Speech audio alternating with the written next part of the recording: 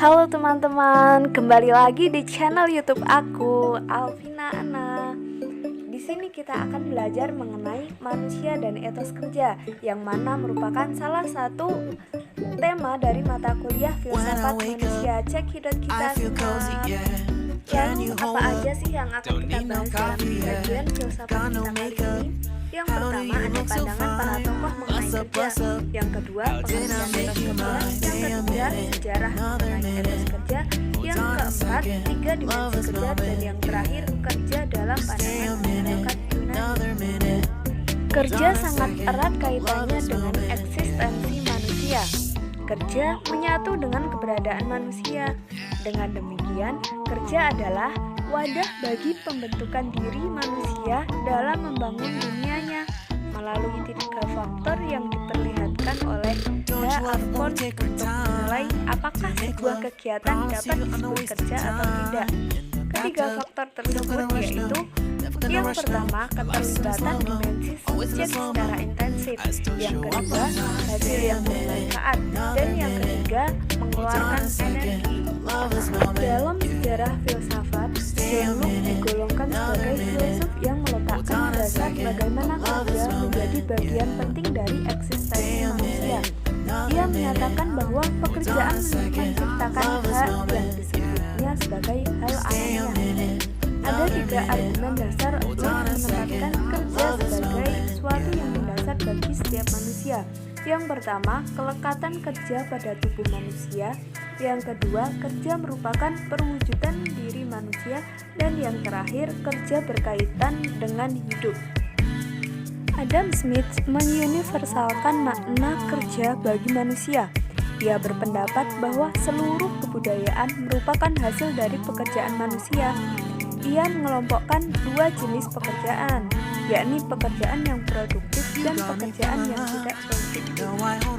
Karl Marx menempatkan pekerjaan sebagai realisasi diri melalui objektivasi. Ia mengakui bahwa pencapaian kenyataan manusia yang sepenuhnya hanya bisa terjadi melalui pekerjaan.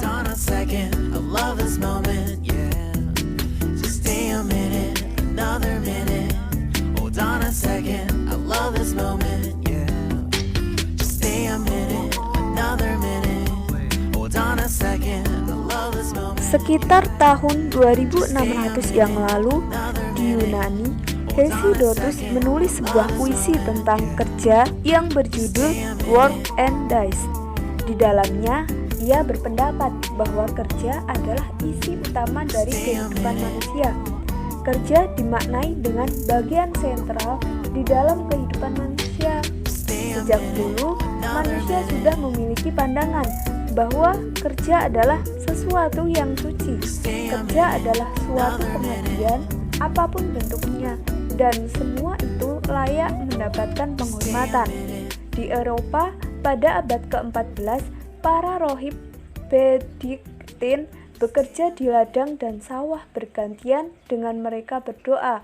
Kerja tangan dianggap sebagai sesuatu yang sama sucinya dengan seperti orang yang berdoa. Pada abad ke-17 dan 18, refleksi filsafat tentang kerja mulai berubah arah. Salah seorang filsuf Inggris yang bernama John Locke pernah berpendapat bahwa pekerjaan merupakan sumber untuk memperoleh hak dan milik pribadi. Hegel, filsuf Jerman, juga berpendapat bahwa pekerjaan membawa manusia menemukan dan mengkulturasikan dirinya. Karl Marx, murid Hegel, juga berpendapat bahwa pekerjaan merupakan sarana manusia untuk menciptakan diri. Dengan bekerja, orang mendapatkan pengakuan dari orang lain. Jadi, pekerjaan merupakan jembatan antara umat manusia dari satu zaman ke zaman berikutnya. Inilah yang membuat manusia dapat mengenal sejarah pada masa lalunya. Karena aspek historisnya ini justru menyatukan semua umat dari waktu ke waktu, dari zaman ke zaman, sebagaimana dikatakan oleh Paus Pinus, umat manusia disatukan sebagai satu komunitas umat manusia melalui kerja. Terdapat 3 dimensi kerja. Yang pertama ada dimensi personal yang menyatakan melalui kerja manusia menunjukkan nilai kemanusiaannya, mengungkapkan dirinya secara nyata lewat kerja untuk harapan akan masa depan dan untuk menunjukkan nilai kemanusiaan. Dan yang kedua ada dimensi sosial, yaitu selain mengungkapkan diri, kerja juga mempunyai makna sosial. Hal ini sejalan dengan hakikat manusia sebagai makhluk sosial.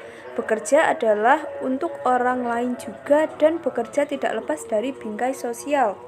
Dan yang terakhir ada dimensi etis.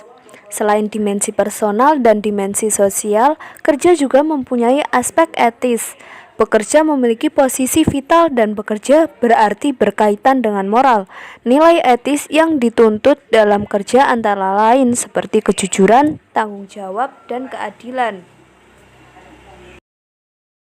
Oke guys, sekian dari saya. Bila ada salah kata saya mohon maaf. Wassalamualaikum warahmatullahi wabarakatuh. Terima kasih.